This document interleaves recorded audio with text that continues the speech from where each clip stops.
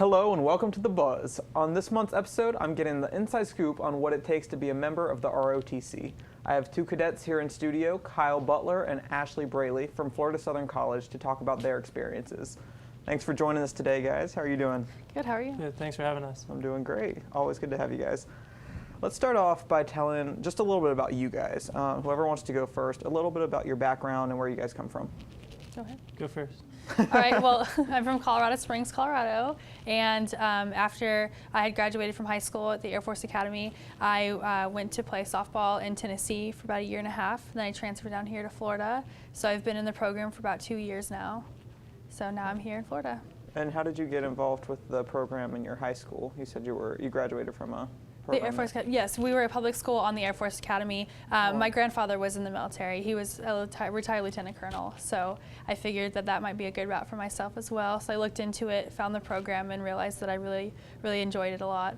Cool. So when did you start to kind of explore that interest? Has it been like a lifelong thing that you've wanted to do the military, or did it kind of spark in high school? Or it was in high school. I always considered it. And, I was surrounded by a lot of friends and family who are military, so I was talking around and finding out the different options I had. And then once I got into college and heard about what ROTC was, I really looked into that, and that's what brought me down here to Florida Southern.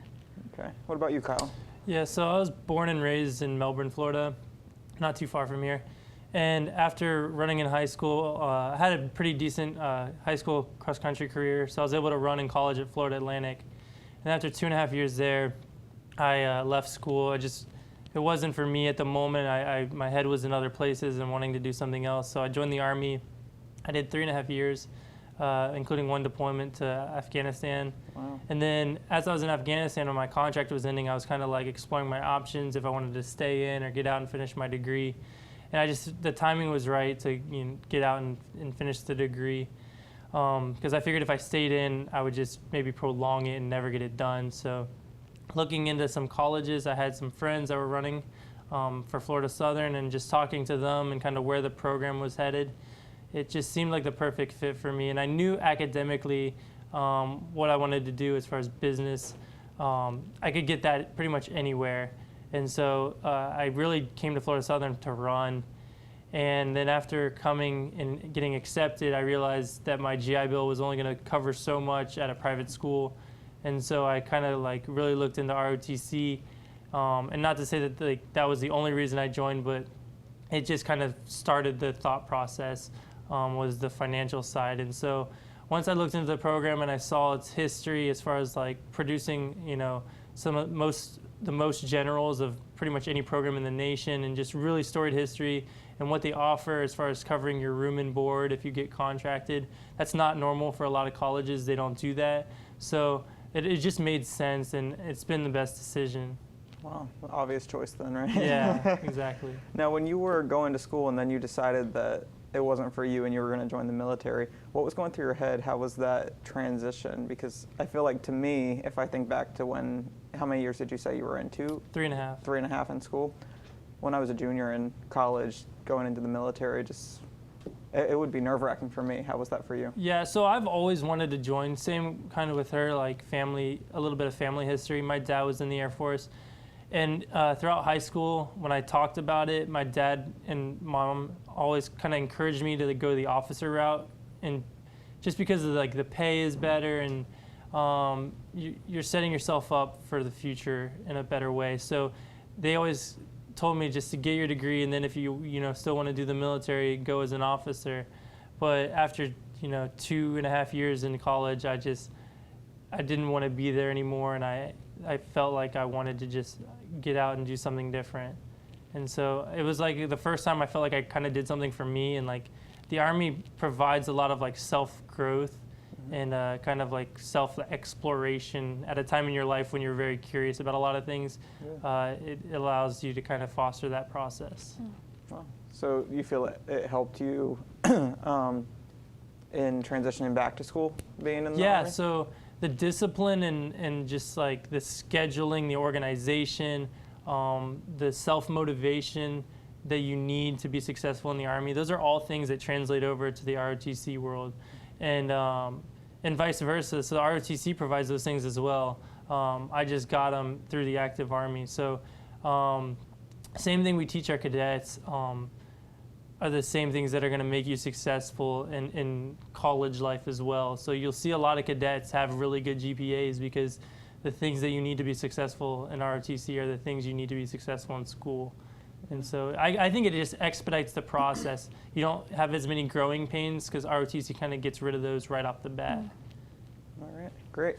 Are you guys able to tell me a little bit about the history of FSC's battalion at the school, or you guys know a lot about that? All we really know is that they've produced about 9 generals. They have one of the most producing general programs in the nation, so we're known for that. And we fall in the top 15% of ROTC programs. And we compete every year with our Ranger Challenge team. The past couple of years, they've done pretty well in that competition. They just did really well in our 10-miler team. They got the best military school overall, right? Second to West Point. Second to West Point. Wow. I want to talk about the 10-miler in just a few minutes, but how has your experience been being in such a kind of prestigious program at the college? Well, yeah, so our program, out of our senior class, we had a pretty high rate as far as getting active duty goes, which is really competitive. So say we have 12 cadets, and there's going to be some that have National Guard or Reserve scholarships, so that's the route that they choose to go. But for the most part, I'd say about 80 to 90% of the cadets that wanted active duty got it, which is not normal. The national rate is much, much lower. So our program is pretty successful as far as getting cadets ready to compete for those active duty slots that are so competitive. And so that's kind of something we pride ourselves on in our cadre, really hammer home the importance of the GPA, your extracurricular activities. Community service hours. Yeah, all the things that contribute to scoring well in the national rankings that give you the best shot at accomplishing whatever your goals are. And we talked to Kyle already about why Florida Southern, but what was the reasoning for you, Ashley, to join Florida Southern's battalion? I saw online that it was one of the best programs, and I like the small program because the second closest program was UCF, and they have hundreds of students, and especially in their battalion, they have a huge battalion.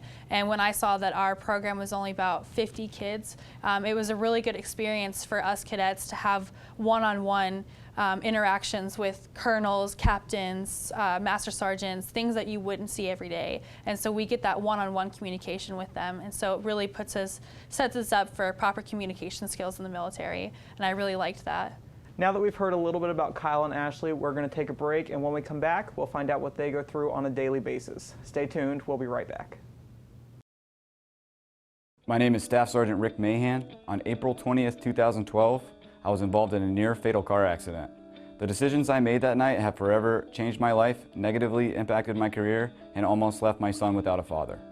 I was going through a stressful time in my life, and I had some friends take me out to a local bar to help cheer me up. The Air Force always tells us to have a designated driver and a plan. That's what we did. But when our designated driver was ready to leave, we told him we would take a taxi home later. Later that night, a friend had offered us a ride.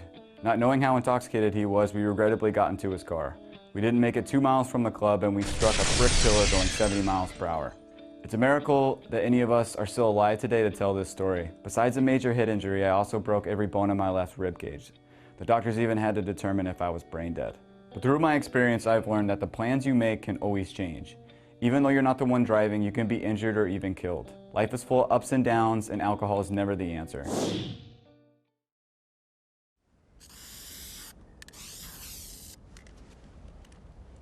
This is where the accident happened. An SUV collided with a pickup truck. The SUV flipped twice, and the soldier was thrown from the vehicle because he wasn't wearing his seatbelt.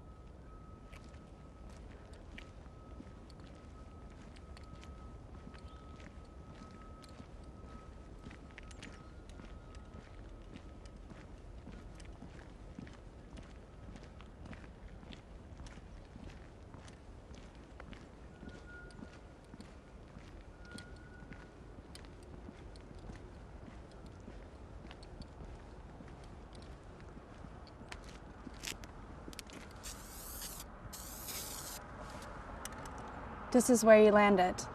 He didn't forget to put on his seatbelt. He decided not to.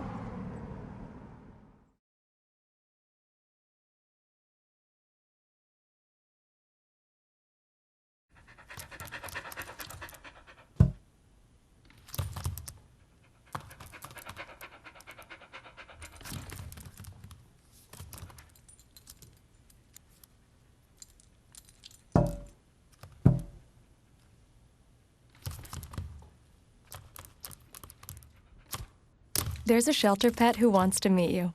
Meet one today. Visit theshelterpetproject.org. Adopt.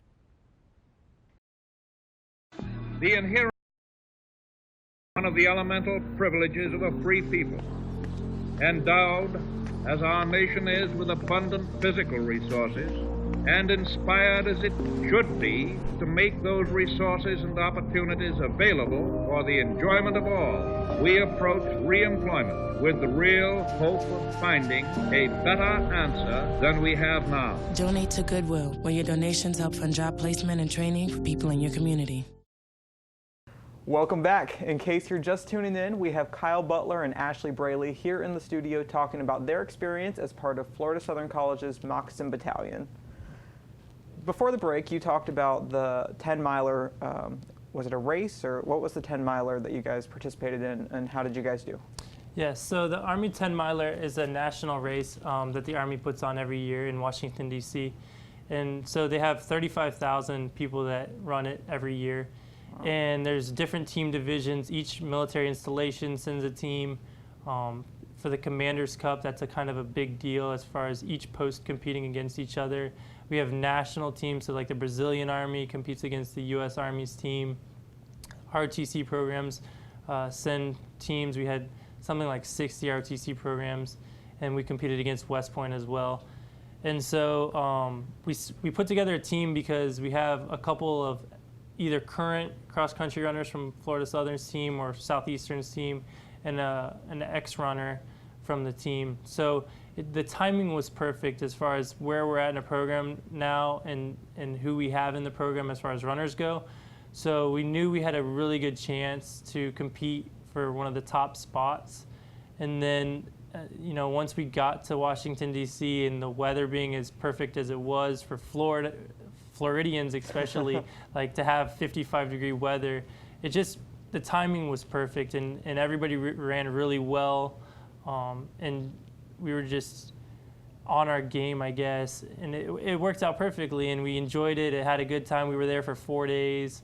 We drove up in a van, and we were able to raise the sponsorship to get uniforms, and it's just an all-around awesome opportunity for cadets that maybe haven't had that opportunity to travel and compete like that. Yes, we have some runners that compete on a national level, but we also had cadets that ran their first 10 miles they've ever run, and so they got their kind of eyes open to what's out there nationally. Yeah, and you guys did really well, if I'm not mistaken. How did you guys place there? Yeah, so we were second in our division, which is the military academies and ROTC programs. West Point beat us, but we were the first ROTC program. It's hard to compete with West Point because they're a school full of cadets, whereas we only have 60 cadets in our whole program. Yeah. So just the numbers, it's very hard. But I know I was the top cadet out of the West Point or any ROTC program. I was 30th overall. And so we have the ability to beat them maybe up front, but their depth was so good that they just had numbers. And it was close. I think they beat us by 3 or 4 minutes cumulative time out of 4 runners. So it's a good start for our program. I know they'll be back next year competing in the Army 10-miler, and hopefully other cadets see that we have a solid foundation. We prepare the cadets well as far as training goes. And it's a free trip to Washington, D.C. if you raise the money, which it's not that hard to do. Yeah. There's a lot of people willing to help out. So I think now they're kind of seeing this is kind of cool, and they want to be a part of it. Definitely. You can't beat that, the free trip to Washington, D.C. If nothing else, that's what you want to go for, right? Yeah. Well, congratulations to you guys on that, on doing so well.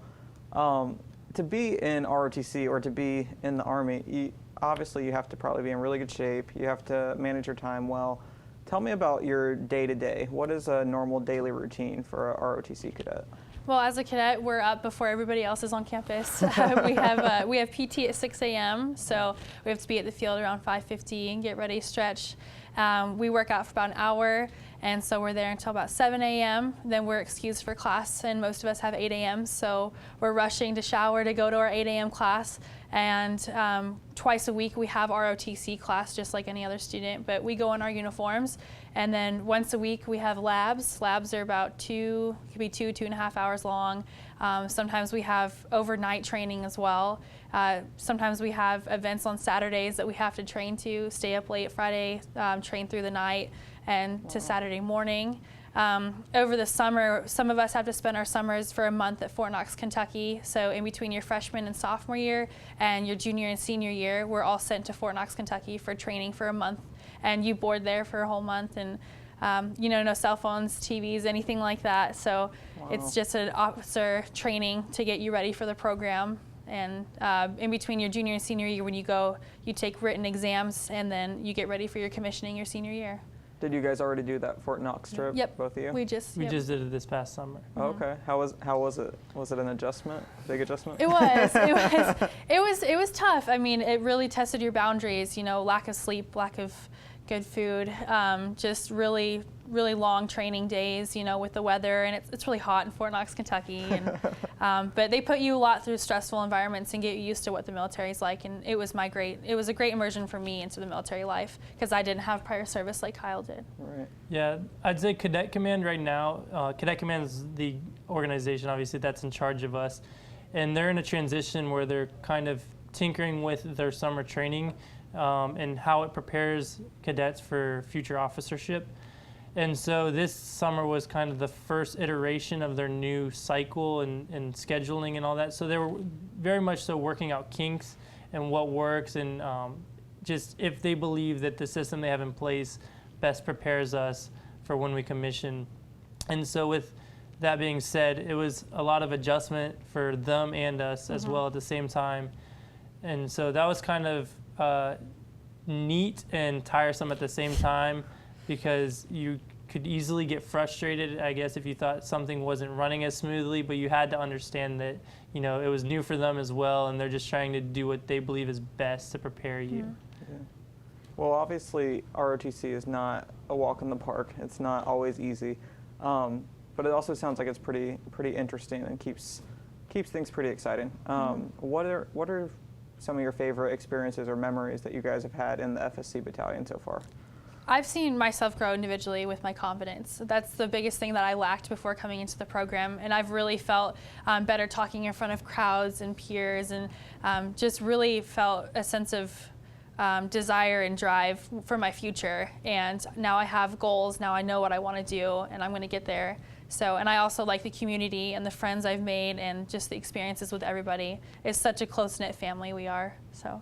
Yeah, I think it's kind of cool to see the resilience that it creates in a lot of these young individuals. So not everybody comes into the program a shining success or this great, soldier cadet. So seeing these kids that maybe don't do well on their first couple PT tests, or they're not doing well in school, and just seeing them develop over the course of their career at Florida Southern is really awesome, and an example of what we kind of try to do as a program. And so to me, the experiences that I look at the most are seeing those cadets that a lot of people may have said they won't amount to anything, and just seeing how they've grown is really cool, because there are so many examples of that. We have so many cadets that where they were their freshman year to where they are in their maybe junior or senior years, it's night and day. And so those are cool. And then, yeah, just all the times you kind of get where you're not maybe doing anything productive, but you're just hanging out, getting to know these people, and we spend a lot of time together. It's only a 4-credit class. Well, it's the same credits as every other class at Florida Southern, but the time requirements are so much more. So you really do get to spend a lot of time together and kind of foster those relationships. I know for me, the hardest part was fitting in as prior service and not wanting to alienate myself as I know X amount of things about the Army, so you have to listen to me. It was like, how can I come and learn from them, and also like let them learn from me as well. So like I want to develop them, but I also have to be open to them developing me. Yeah, of course. Definitely. Bring what you have to the table, but let them contribute as well. Don't make them feel like you're better than them or anything. Yeah, exactly. Yeah. What kind of advice do you guys have to incoming like high school seniors going to be college freshmen that maybe are considering ROTC, but they're not really sure if they want to go that route?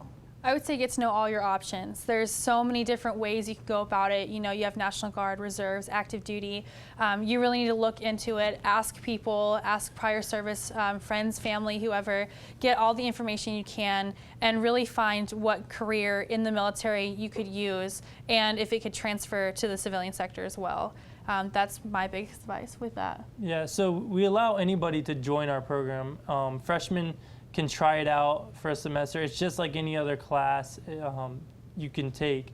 And so there's really no pressure as far as like, well, once I commit, I have to do ROTC for forever. No, you can come and try it out, and if it's not for you, then no harm, no foul, like no hard feelings.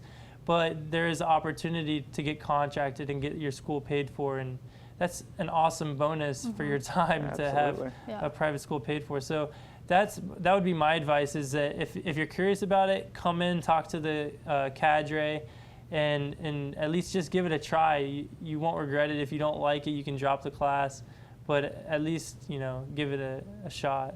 Yeah. And Ashley, you said explore your options and see what different, I guess you would say, branches you can go into. Do you guys have to select a branch when you go into ROTC? Are you working towards a certain one, or how does that work? So how it works, pretty much your whole time in ROTC, it's basically you're racking up points and experiences and all these things to put you on a scale that ranks you in the nation with other cadets. And how you fall on that scale is how likely you are to get what you want. So what you do is you fill out a dream sheet, with your top 10 branches, your top 10 locations. You turn it in, and they will put you and all the other cadets in the nation on a huge list and say, if you fall up here, you can get your first choice. But if you fall down here, you might not get what you want. Wow. So not only are we competing for active duty and reserves, you're also competing for the branch you're put into and where you're going. So your whole 4 years in ROTC, it's kind of just, you're kind of just waiting around for your senior year for them to tell you this is what you're doing with your future.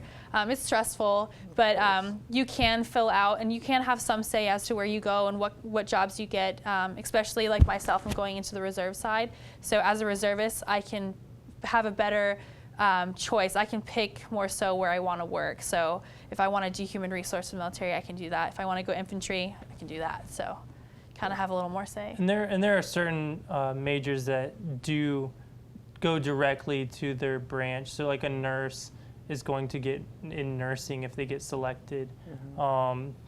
Lawyers, doctors, but the general majors like business, etc. Yeah, you're going to compete nationally and based on merit.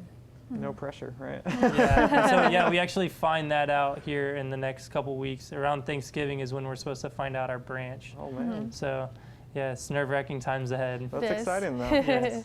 Well, good luck, guys. Thank you. We're about out of time here, but I want to thank you guys for being in the studio and talking to us today. Thank you. Thanks for having us. Of course.